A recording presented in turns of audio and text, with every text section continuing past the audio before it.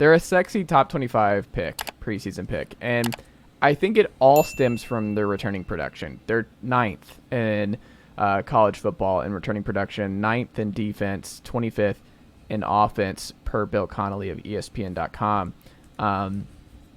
For reference, Florida State returns the most amount of production at 87%, Michigan 81%, at number 5, A&M 80%, and then Missouri rounds out the big dogs in returning production stats. So I don't know. Brady Cook is still under center, and I saw a lot of this Mizzou offense. Like, maybe people are like, they played Georgia tough. They kind of had an up and down year, but they're still recruiting okay.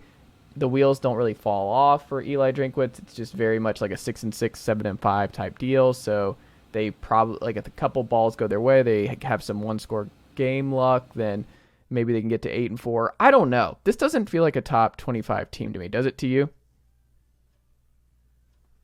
No, not at all. Wise. Not at all. I'm not really sure. It kind of feels like last year when the South Carolina hype was coming out of the summer, and it was like, whoa. Are you meaning to talk about Tennessee? Like, that South Carolina is definitely not the dark horse here. Granted, they did win a couple games late, but that was to basically salvage what was a pretty mediocre season by the end of it.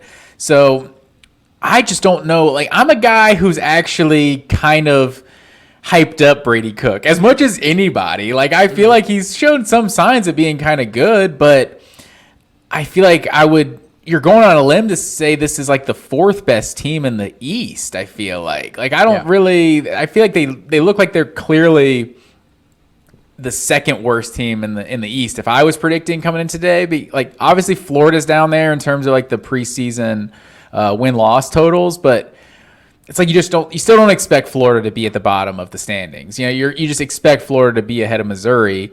And so it feels like it's, I don't know, going to be maybe South Carolina and Missouri kind of battling it out for 5th or 6th. Like, I'm not really sure where the Missouri buzz is coming from, other than, like you said, just the one game they played against Georgia. They played a lot of other teams that weren't as good as Georgia and played much worse. Like, Tennessee could have dropped 100 on them if they wanted to in Neyland. Like, they were just bombing up. Like, they didn't care. Like, they were, I mean, we talked about it in the program. Like, they're not close. Like, Missouri is not close.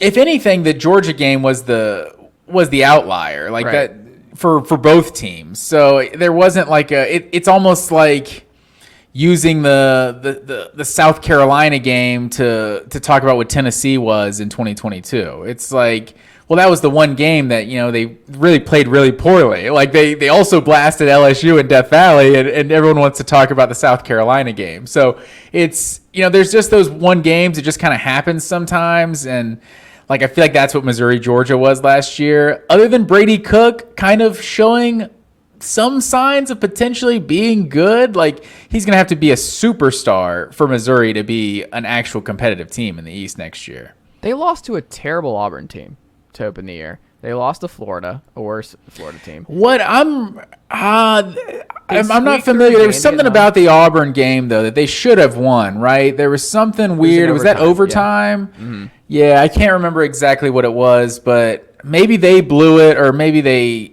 kind of got screwed. I can't remember exactly how it turned out. There's something about that one. They beat Arkansas to close the year, and I think that's something that people remember because that was a fun game. Like, they did beat Arkansas. And that was a big win for them. That's their new, basically, SEC rival. They lose to Kentucky. Underrated rivalry. The border war.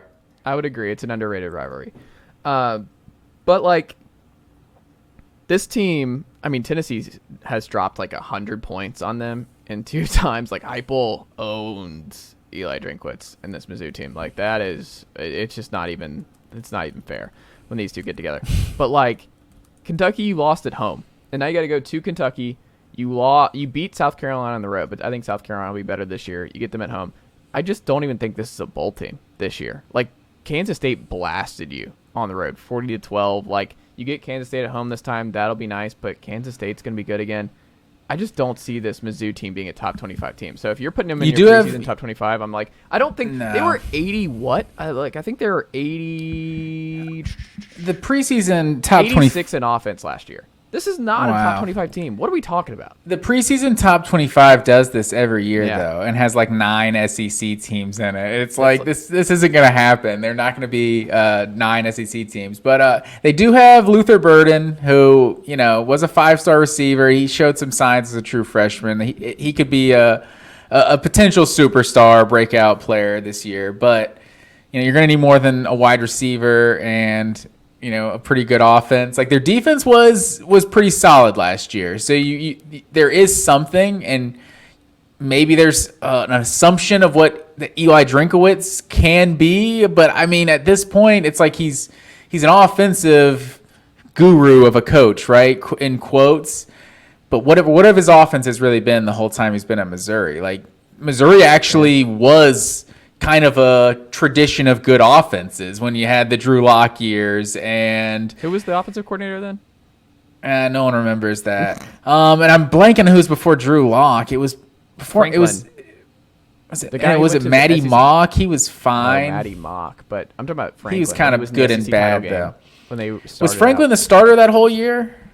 When they went to the SEC champ, well, they went to 2 SEC championships. I know he played Auburn in the SEC title game as the starter. But yeah, Missouri, I mean, Chase Daniel, like they've had some like high powered offenses, in their history. So this has probably been as bad as it's been, honestly, for Missouri in the last decade plus or so. And Eli Drinkwitz at some point is gonna like show what he does, what he brings to the table for Missouri, because they've just ever since Gary Pinkel left, they've been pretty mediocre. It feels like he's had a pretty long leash, like not much hot seat talk really for how kind of mediocre they've been. And I think they're going to be mediocre again. I mean, guess who had a better scoring defense last year? Tennessee or Missouri? Tennessee. 33rd in the country. Like, I look at it and I'm like, I don't see it. I'm not a Missouri believer. You could sell me on South Carolina being a top 25 team. You can't sell me on Mizzou. Because if you believe in Kentucky, you believe in South Carolina, you believe in Tennessee, you believe in Georgia, there's no path.